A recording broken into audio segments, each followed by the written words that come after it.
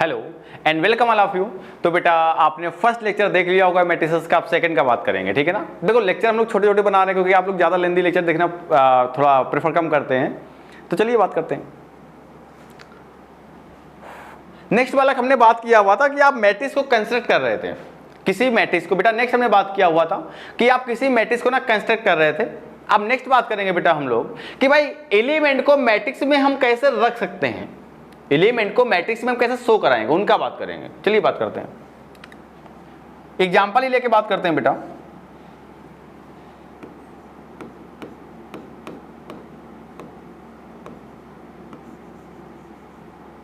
मैंने आपसे कुछ यूं बोला,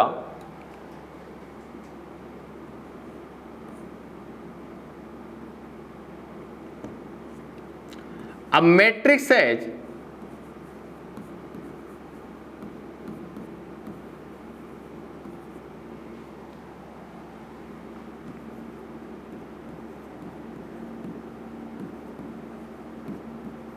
अब matrix has 4 elements.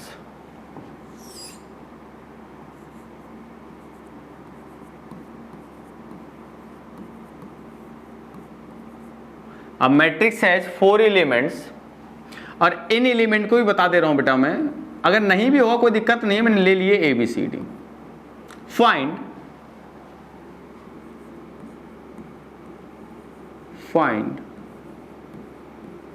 Possible orders. एक मैट्रिक्स है बेटा, उसमें 4 एलिमेंट है ABCD, आपको पॉसिबल ऑर्डर फाइंड आउट करने हैं। चलिए बात करते हैं। हमने आपसे बोला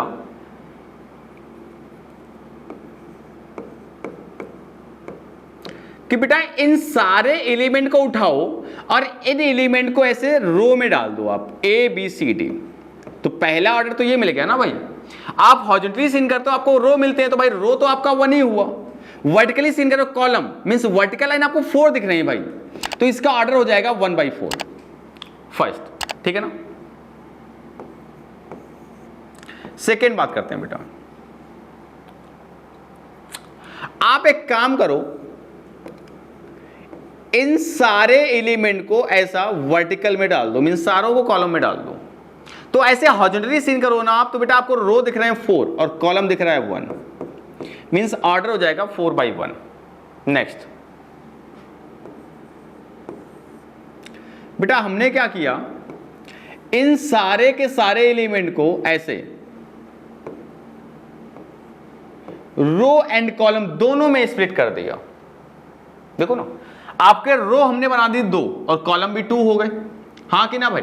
एलिमेंट कौन कहां पे फर्क नहीं पड़ता, आपको बोला कितने पॉसिबल ऑर्डर बनेंगे, आपको एलिमेंट से फर्क नहीं पड़ता कौन कहां पे है, आपको बोला कितने पॉसिबल ऑर्डर बनेंगे, कितने एलिमेंट से, 4 एलिमेंट से। तो इसका ऑर्डर हो जाएगा बेटा 2×2, हाँ कि ना। यहां तक कोई दिक्कत नहीं होगी। देखो अभी तो 4 एलिमेंट है, आपने बना लिया। अगर एलिमेंट ही ज्यादा हो गए, आपके एलिमेंट मान लो 30 हो गए, तब क्या करोगे, तब 30 एलिमेंट डाल के देखोगे कहां कहां पड़ेंगे। तो भाई इसका वे क्या है, मेरी बात सुनिएगा। देखो आपके पास नंबर ऑफ एलिमेंट थे 4, हमने क्या बोला, टोटल नंबर ऑफ एलिमेंट्स को आप ना m×n में क्या कर दो बेटा, ब्रेक कर दो। तो यार 4 के कितने मल्टीपल मिल सकते हैं भाई, 4 को हम कितने 2 पार्टों में ब्रेक कर सकते हैं, सिंपल सी बात है ना।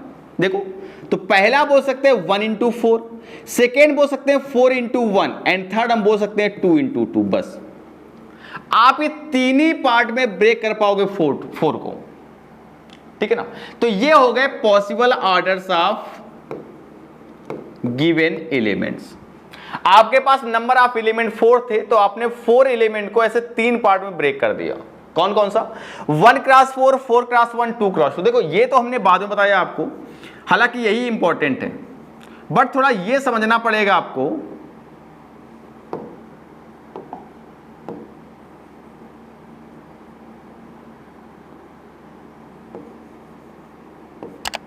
कि भाई आपके पास जो भी 4 एलिमेंट थे, आपने सभी को कहां डाल दिया, रो में, सभी कहां डाल दिया, कॉलम में, या फिर आपने रो और कॉलम दोनों में स्प्लिट कर दिया। सिंपल सी बात है ना। अब नेक्स्ट बात करते हैं। सपोज करो इसी का एक क्वेश्चन और लेता हूं मैं,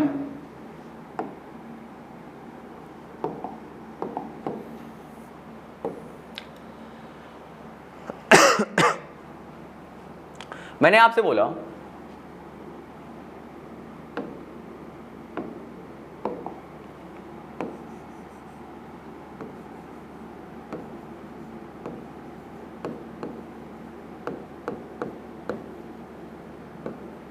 a matrix has 12 elements. Find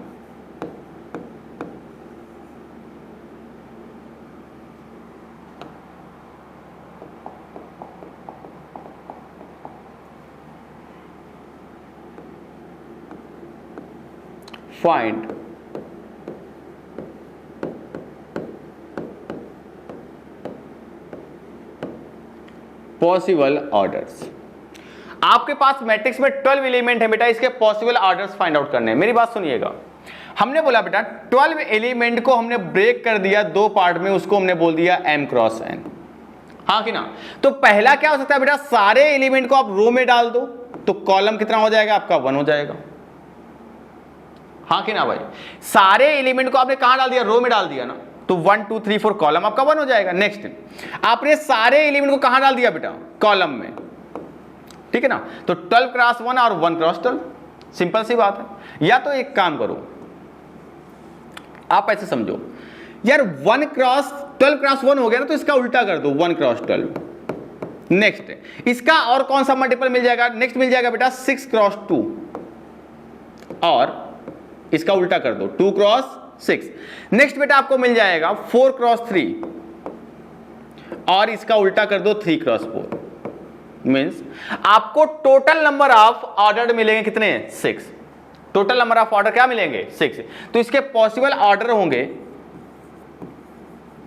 जो पॉसिबल ऑर्डर्स होंगे वो 6 होंगे, हाँ कि ना। अच्छा इसका एक मैजिक देख लो क्या है।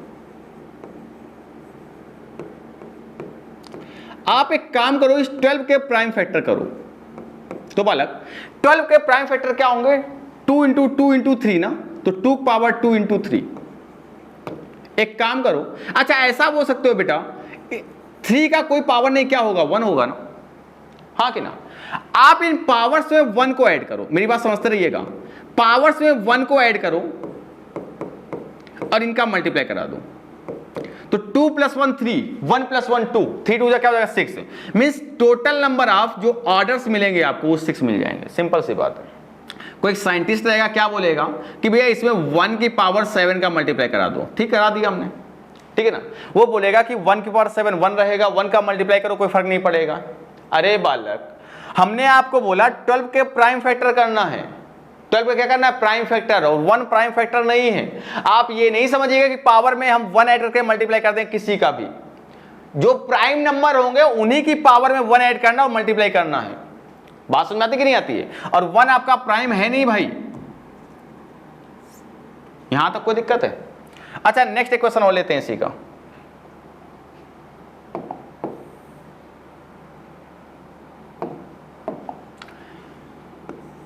मैंने आपसे बोला अ मैट्रिक्स हैज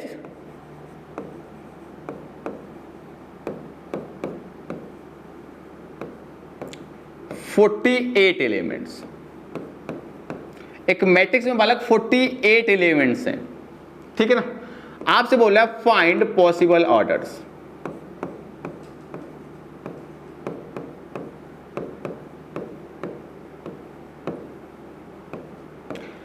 आपको ऑर्डर्स फाइंड आउट करने हैं बालक। चलो बात करते हैं सॉल्यूशन का इसके। बेटा क्या करना है आपको, 48 को ब्रेक करना है दो पार्ट में, हमने बोल दिया वो है आपका m क्रॉस n। क्या है आपका m क्रॉस n। तो आप क्या करते हो अभी तक, किस भैया इसको बोल सकते हो 48 क्रॉस 1, मीन्स ए भी तो एक ऑर्डर हो गया ना 48/1, ओके। एंड इसका उल्टा कर दो तो क्या हो जाएगा 1/48, कोई दिक्कत। नेक्स्ट इसको बोल सकते हो 24 क्रॉस 2 और 2 क्रॉस 24।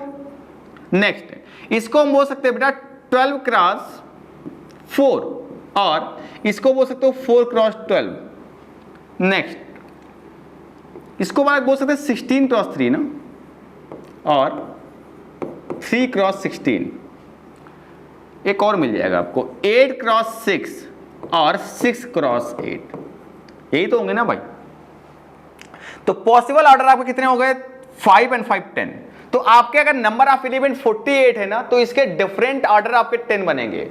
मींस इस 48 एलिमेंट को ना 10 डिफरेंट ऑर्डर में रखा जा सकता है, हाँ कि ना।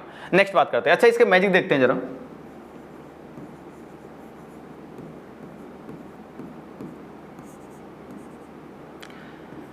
बेटा 48 के ना प्राइम फैक्टर करो, ठीक है ना।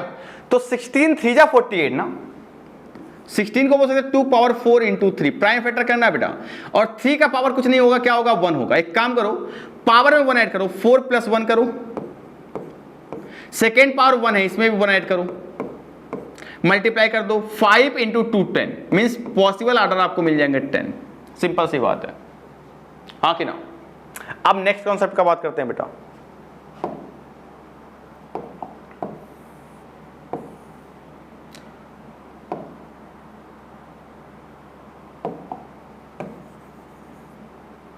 देखो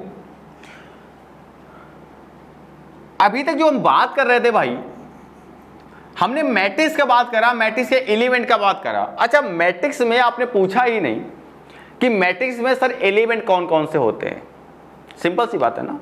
हालांकि देखो, पहले अगर हम बहुत ज़्यादा कॉम्प्लेक्स करते हैं उसको, आपको समझ में नहीं आता। तो बहुत चीज़ें हमें कॉम्प्लेक्स नहीं करनी है, इजी वे में समझना है भाई। मैट्रिक्स में क्या होगा? नंबर ऑफ एलिमेंट्स होंगे। तो नंबर ऑफ एलिमेंट्स क्या? नंबर ऑफ कलेक्शंस होंगे। आपके कलेक्शंस वो नंबर के फॉर्म में हो, वो अल्फाबेट के फॉर्म में हो, वो इमेजिनरी फॉर्म में हो, वो आपके रेशनल फॉर्म में हो, आपके इरेशनल फॉर्म में हो, मतलब कुछ भी हो, आपके नंबर ऑफ कलेक्शंस होने चाहिए। कलेक्शन क्या है? भेड़ है, बकरी है, नहीं, कोई फर्क नहीं पड़ता है, ठीक है ना। मैट्रिक्स के जो नंबर ऑफ कलेक्शन है बेटा, वो भेड़ है, बकरी है, क्या है, फर्क नहीं पड़ता है। जो आपको चाहिए वो कलेक्ट कर लो आप। और कलेक्शन का वे आपका सिमेट्रिकल होना चाहिए, हाँ कि ना। चलिए नेक्स्ट बात करते हैं। तो हम आपसे बोलें कि भाई अगर एक मैट्रिक्स है उसमें सारे एलिमेंट रियल हैं, तो उसको हम क्या बोलेंगे? ऐसी मैट्रिक्स को हम रियल मैट्रिक्स बोलते हैं। तो ये आप लिखते हुए चलो, if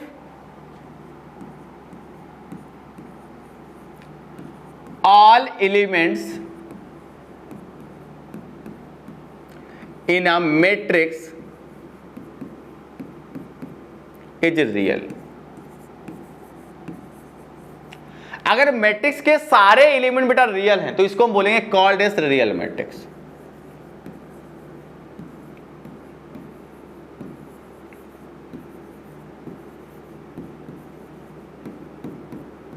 called as real matrix.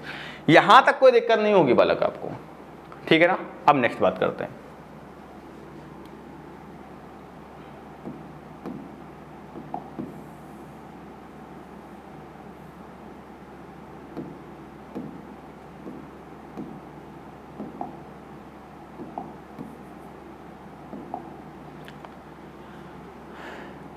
एक क्वेश्चन है बेटा आपका, थोड़ा समझिएगा इसको सही से। मैंने बोला, अच्छा इंपॉर्टेंट क्वेश्चन है बेटा, पूछता है इससे, ठीक है ना। आपको बोला है find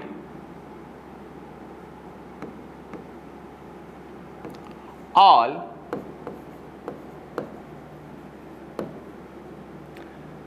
numbers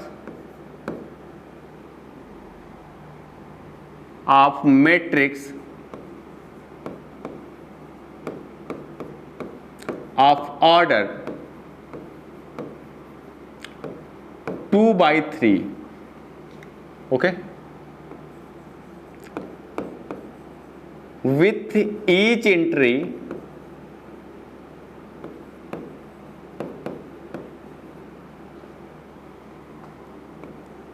A, B, C।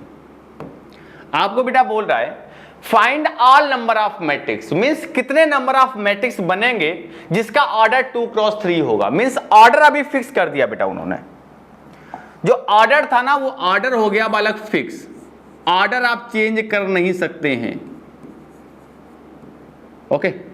आपको ऐसी सारी मैट्रिक्स फाइंड आउट करनी जिनका ऑर्डर 2x3 होगा, मीन्स ऑर्डर फिक्स होगा, विथ ईच एंट्री ABC।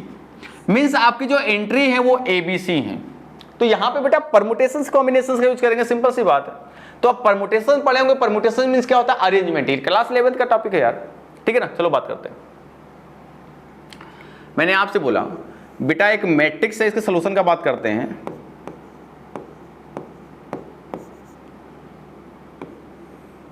एक मैट्रिक्स है और इस मैट्रिक्स का ऑर्डर है 2/3, मींस नंबर ऑफ रो आपकी 2 है, नंबर ऑफ कॉलम आपके 3 है। तो नंबर ऑफ रो 2 है, कॉलम 3 है। तो आप जब सीन करते हो हॉरिजॉन्टली तो आप रो देखते हो तो रो ऐसी आपकी 2 है, मींस 1 and 2, ऐसी हॉरिजॉन्टल लाइन 2 है ना। नंबर ऑफ कॉलम आपका 3 है, मींस ऐसी लाइन आपकी 3 होंगी। 1 ये हो गया, ये सेकेंड हो गया और ये थर्ड हो गया। समझ में आया होगा बेटा आपको। अब सुनो, आपको यहां पे कुछ एंट्री करानी है। एंट्री करानी किससे बेटा? ए से, बी से और सी से। फर्स्ट प्लेस को फिल करना है, तो फर्स्ट प्लेस को फिल करने के वे होंगे आपके 3, ए, बी और सी। तो इन तीनों नंबर्स में से किसी एक नंबर को आप यहां डाल दो। मैंने बोला ए डालो, बी डालो और सी डालो। जैसे ही फर्स्ट प्लेस फिल हो गया ना इन 3 वेज से, तो सेकेंड प्लेस पे आएंगे। तो दिस एंड दिस, तो भाई सेकेंड प्लेस को फिल करने के वे कितने होंगे? 3 होंगे। थर्ड प्लेस को फिल करने के भी नंबर ऑफ वे 3 होंगे आपके, हाँ कि ना। तो भाई फर्स्ट प्लेस को आपने 3 वे से फिल कर दिया, सेकेंड प्लेस को भी आपने 3 वे से फिल कर दिया, थर्ड प्लेस को भी आपने 3 वे से फिल कर दिया। ऐसे आपके नंबर ऑफ प्लेस कितने हैं? 6, मीन्स आपको 3 फिल करना है 6 टाइम्स तक। तो आंसर बालक हो जाएगा 3/6। कोई दिक्कत है यहां तक, हाँ कि ना। तो इसका मैजिक क्या होगा बेटा? अगर बहुत लेंदी क्वेश्चन आता है इसका ना,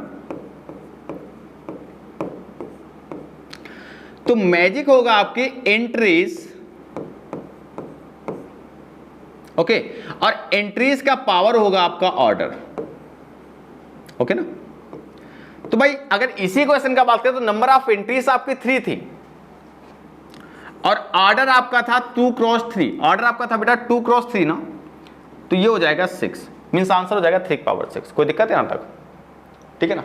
अच्छा, इसी का एक क्वेश्चन और लेते हैं।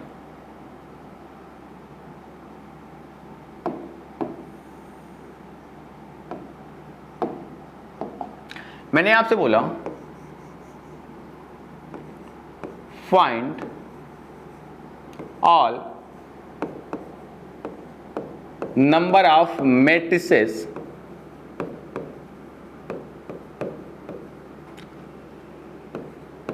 Of order m cross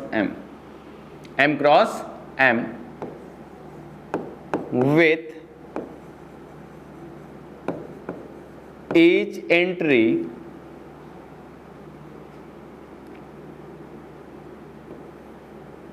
A, B, C, D 1, 2, 3, 7 and 9। क्या होगा बेटा आंसर? अभी तो देख के बता सकते हो यार तुम लोग। आपकी नंबर ऑफ एंट्रीज क्या है भाई? नंबर ऑफ एंट्रीज है आपकी 2 to 4, 6 to 8, 1, 9, पक्का ना। तो आपकी 9 एंट्रीज है बेटा।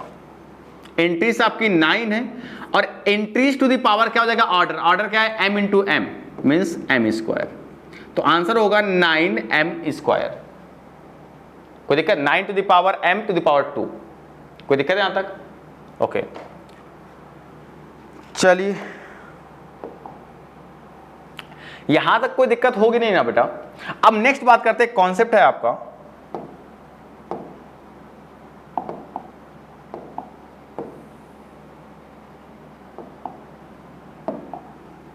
बात करते हैं बेटा इक्वलिटी ऑफ मैट्रिक्स का।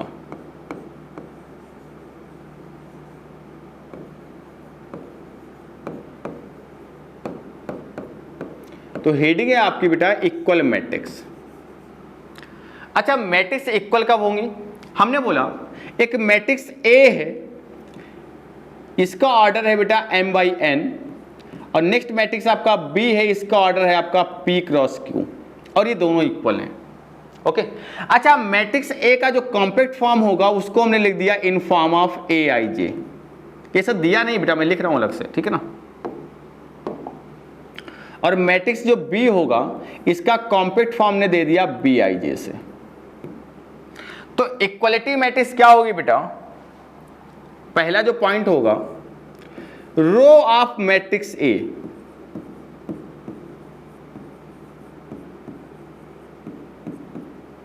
रो of matrix A equal to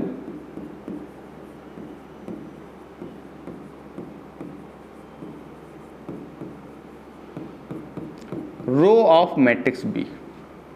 next, अच्छा, row of matrix A equal to row of matrix B क्या होगा, मतलब m इक्वल टू आपका p होना चाहिए। अगर दो मैट्रिक्स इक्वल हैं तो उसके नंबर ऑफ रो बेटा आपके सेम होने चाहिए, m equal to p। Next,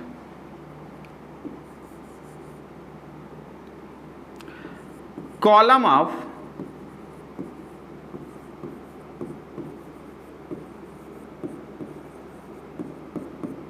matrix A equal to होना चाहिए column of matrix B.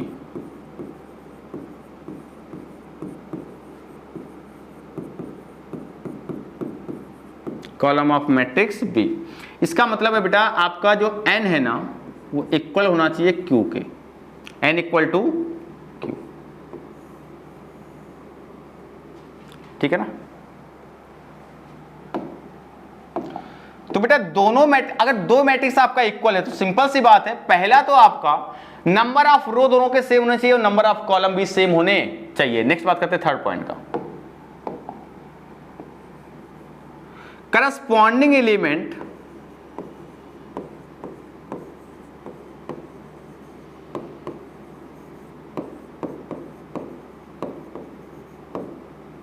Of matrix A equal to होना चाहिए corresponding element of matrix B.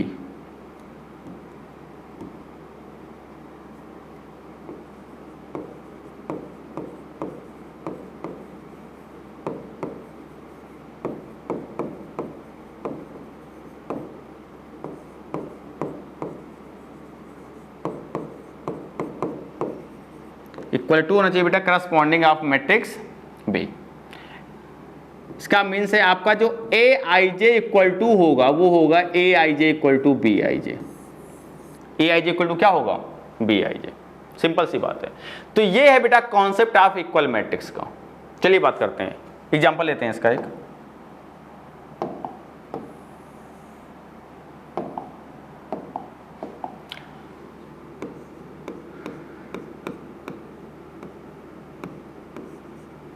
मैंने बोला बेटा एक मैट्रिक्स आपका ए है, ठीक है,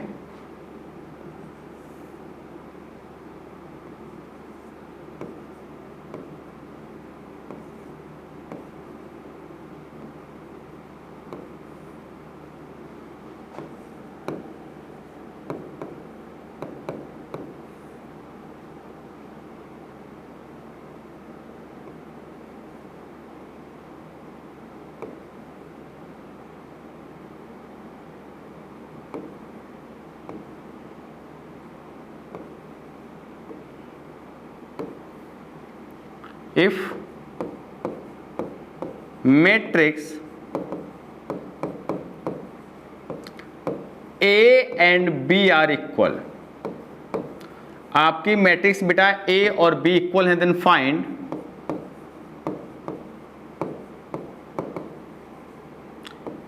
X P and R। अगर मैट्रिक्स आपका A और B इक्वल है तो बेटा आपको X P R find out करना है। मेरी बात सुनिएगा, हमने आपको बोला बेटा बोथ मैट्रिक्स का ऑर्डर आपका सेम होना चाहिए। तो ऑर्डर क्या होगा इसका, देखो नंबर ऑफ रो आपके 2 है, नंबर ऑफ कॉलम आपके 3 है, तो ऑर्डर होगा 2/3।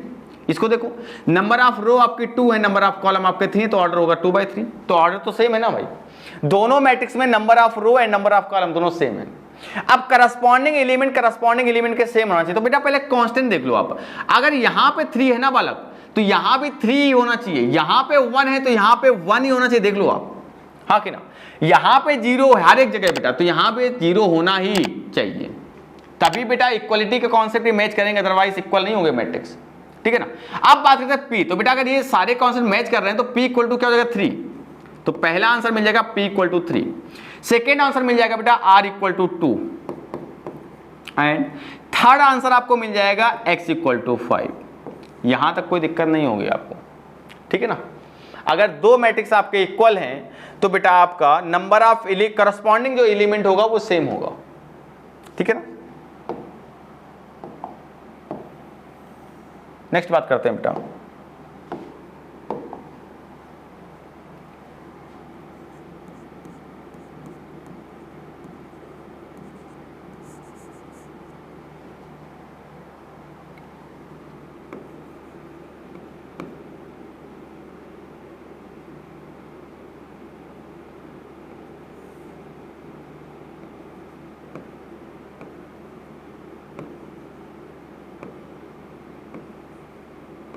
एक मैट्रिक्स बेटा ए है आपका ये, एंड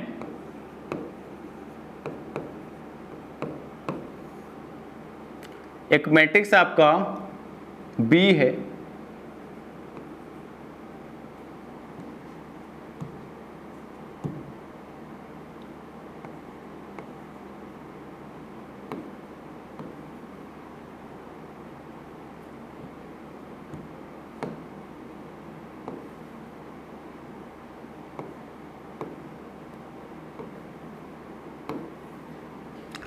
आपको बोला है are they equal,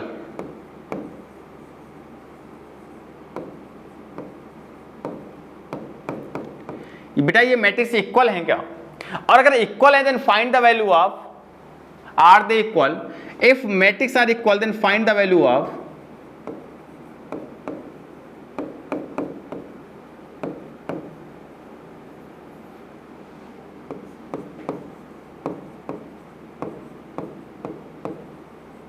then find the value of x, y, r।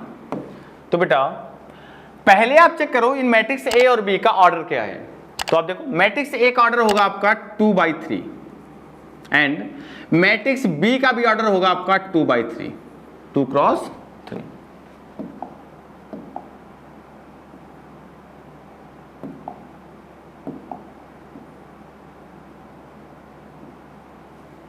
चलिए बात करते हैं।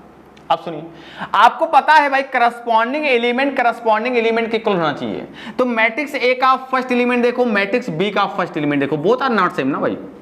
आप ऐसे देखो ना, मैट्रिक्स ए का इंटरनल एलिमेंट मैंने बोल दिया A11, मैट्रिक्स बी का बोल दिया B11, दोनों सेम नहीं है। अगर कोई एक एलिमेंट भी सेम नहीं हुआ ना भाई तो मैट्रिक्स इक्वल होंगी ही नहीं।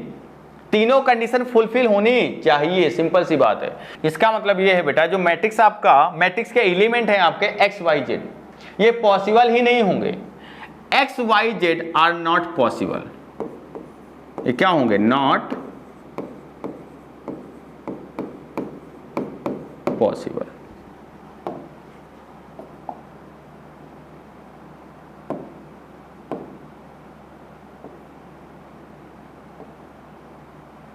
ठीक है ना, यहां तक कोई दिक्कत नहीं होगी ना भाई। तो मैट्रिक्स आपके इक्वल ही नहीं है, मीन सारी कंडीशन फुलफिल होनी चाहिए। सारी कंडीशन आपकी फुलफिल नहीं हो रही भाई, तो मैट्रिक्स में एक्स वाई जेड पॉसिबल नहीं है, एक्स वाई आर पॉसिबल नहीं है। चलिए नेक्स्ट बात करते हैं।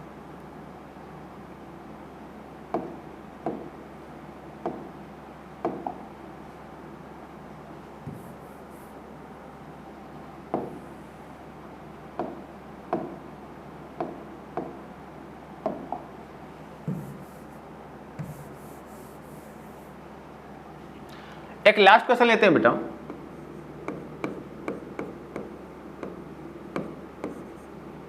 मैंने बोला आपसे एक मैट्रिक्स आपके पास में ए है, इसके एलिमेंट है कुछ 2 3 0 1 4 6।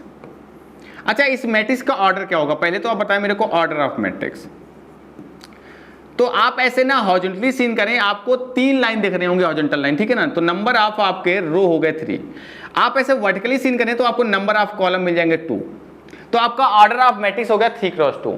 टोटल नंबर ऑफ एलिमेंट, तो total number of element given matrix हो जाएंगे 6, 3 टू 6 ना भाई, हाँ कि ना। अच्छा मैंने आपको बोला कि फाइंड आउट करो A12, तो A12 क्या होगा? Element of first row and second column means 1 हो जाएगा ना।